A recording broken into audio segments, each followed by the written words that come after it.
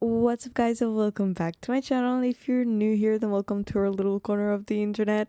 Today we're watching a video titled The Strangest Canned Foods Ever Made.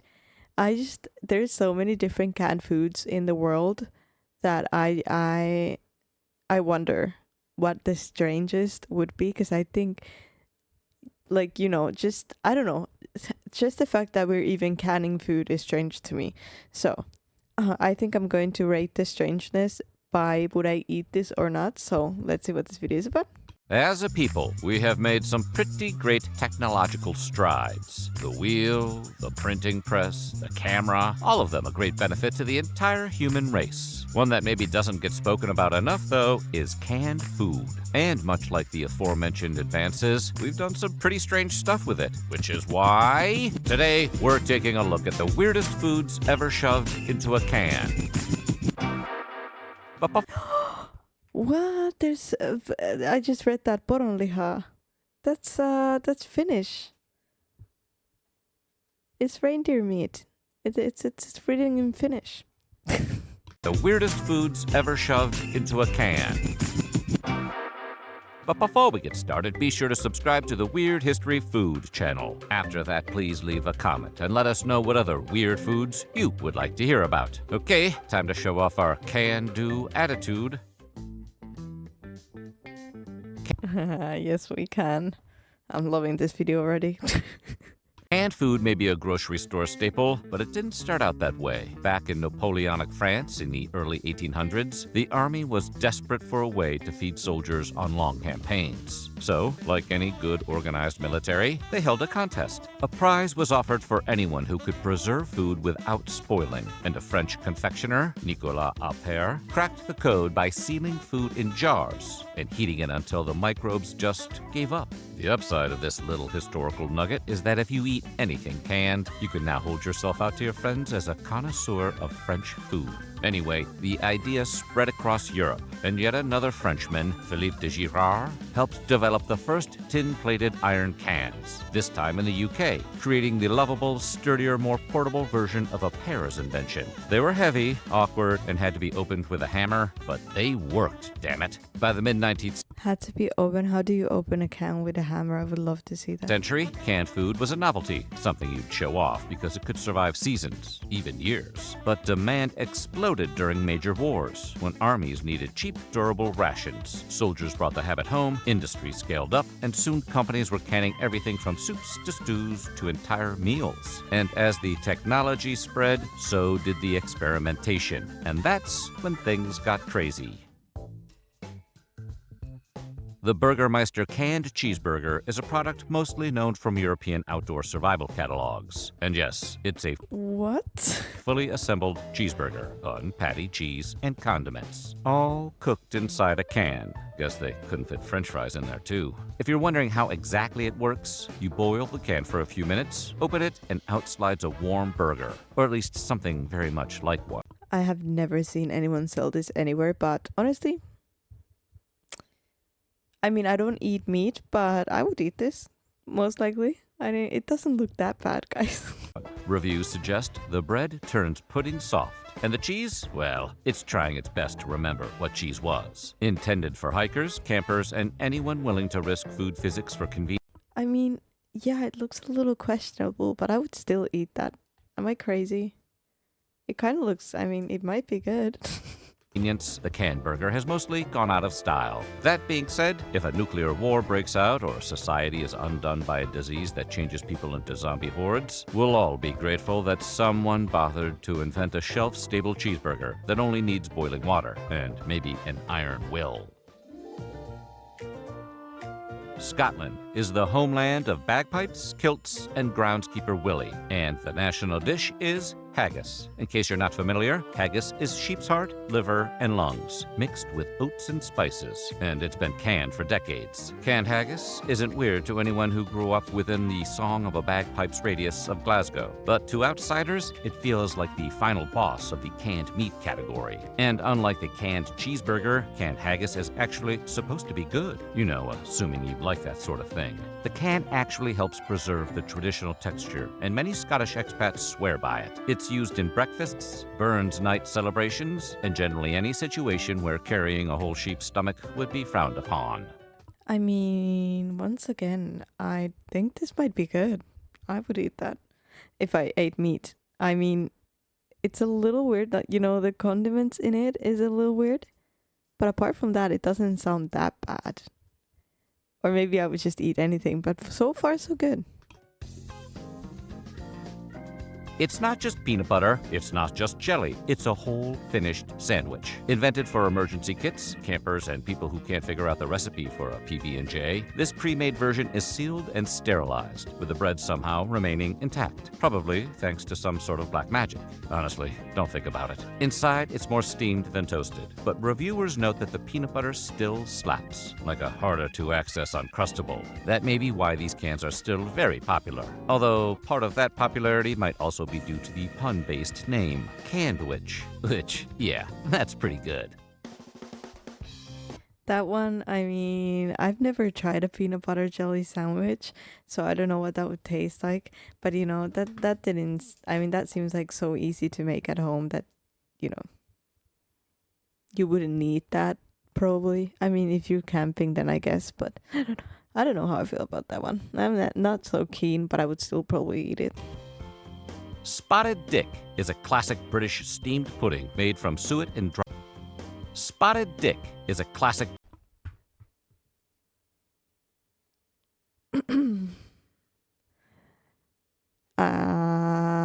Actually, I'm not gonna say anything. British steamed pudding made from suet and dried fruit. So the weirdness here is 90% the name, 10% the fact that it comes in a can. Canned.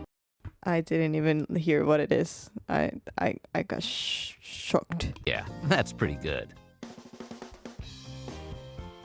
Spotted Dick is a classic British. Spotted Dick sponge pudding. Is that what the can says?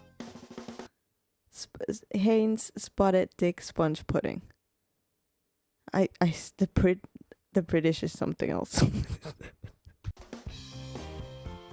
Spotted Dick is a classic British steamed pudding made from suet and dried fruit. So the weirdness here is 90% the name, 10% the fact that it comes in a can. Canned Spotted Dick is a shelf-stable dessert. Slice, heat, cover with custard, and you're dining like it's Victorian England. The canning method actually fits the tradition, It looks good. since English puddings have been steamed in containers for centuries. So on second thought, the weirdness is really like 95% just the name. Yes, it may appeal to those with a sense of humor of an 8-year-old, but come on, I was just about to say that I would love to have cans of those just to if I had a friend over to tell them if they want some dick. But then and then they called me out on my sense of humor, so.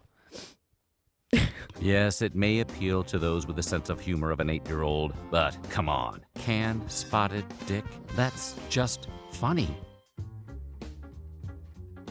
Imagine opening a can and sliding out, not chicken parts, not broth, or shredded breast for tacos, but a whole cooked bird. It sounds like something you'd see in an old cartoon, but this American oddity No, this is an immediate no. was actually a cult item in the mid-20th century, and that's largely because it solved a problem. People wanted a roast chicken, but didn't want to roast a chicken. Hey, it was a problem, not a serious problem. Anyway, the general public's reluctance to roast their own chickens was likely due to accessibility or time spent. But surely, some of it has to be the novelty of a gelatin-soaked whole bird slowly gliding out of a can. Like a Actually, it doesn't it doesn't look good. But if you cooked it and all, it's just it's doable. But no, I would probably not eat that anyways. baby being born. Practically speaking, the canned whole chicken is mostly used in casseroles or slow cooker dishes. But videos of YouTubers trying to plate the entire slippery bird like a gelatinous log have kept its legend alive. Oh, is it already cooked? Is that cooked? That's not cooked, is it? No, it's not. Like a baby being born. Practically speaking, the canned whole chicken Why are they eating it like it was cooked? It's pink. is mostly used in casseroles or slow cooker dishes. But videos of YouTubers trying to plate the entire slippery bird like a gelatinous log have kept its legend alive. Canned reindeer meat is common in certain Nordic countries where reindeer is a traditional, sustainable meat source. It often appears in stews or as a ready-to-eat delicacy, and the flavor is similar to lean beef or venison. The canning I've never tried this, but obviously it's sold in Finland. helps preserve the meat for long winters or for export. It's not a stunt food. It's just culture and climate working together. That being said, you might want to check it for bits of red nose before serving it to the kids, because you definitely don't want to have to explain what happened to Rudolph. Tongue in a can No, I would not eat this. sounds like something you'd see in a video that you shouldn't be watching at work. But that's not what we're talking about here. We're talking about beef tongue, pork tongue, and even veal tongue, which many countries have preserved in cans for decades. It's traditional in parts of Europe, Latin America, and Asia, where tongue is cooked slowly until tender. Canned versions come pre-cooked and ready for slicing into sandwiches, tacos, or salads. The texture is surprisingly delicate, and many chefs actually prefer it because it requires no long simmer at home. I've never tried it, so I can't judge, but just like, no. Still, the sight of a tongue sliding out of a can like something out of a John Carpenter movie is, one could say, memorable. Canned bread is a New England legend that confuses everyone else on Earth. It's not a survival biscuit or some ultra-dry ration. It's actually brown bread steamed inside a can, so that when you open it, it emerges as a perfect cylindrical, molasses-heavy, slightly sticky loaf. Traditionally served with beans or sliced and buttered, it's mostly useful for That I would eat. recipes that date back to colonial times, when steaming was easier than baking. With modern bread baking machines and more bakeries and even coffee shops selling bread, they have mostly disappeared, which is a shame, because if you ask New England locals, canned bread isn't weird so much as it is just very, very committed to its shape. I would eat that. That doesn't look bad. Canned mac and cheese. I don't know why this is like, I don't find this weird at all. It's canned mac and cheese. Why not? Sure, the world has boxed mac and cheese, but lots of people find opening boxes to be difficult. Or so you could assume, because otherwise it's hard to figure out why we need canned mac and cheese too. Nonetheless, it's a thing that exists. And when you open canned mac and cheese, what slides out is a solid, trembling cylinder of noodles glued together by a cheese sauce so orange it'll make the Sunny D in your fridge jealous. How you eat the noodle/cheese glob is, of course, up to you. You can slice it like a terrine. Some people fry the slices. Some mix it into casseroles. Some stare at it, That looks good. I would eat that. wondering how life led them here.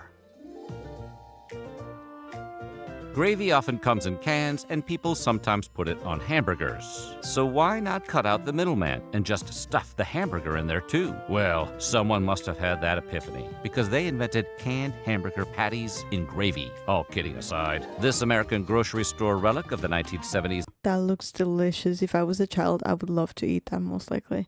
I mean, as an adult as well, but that looks good.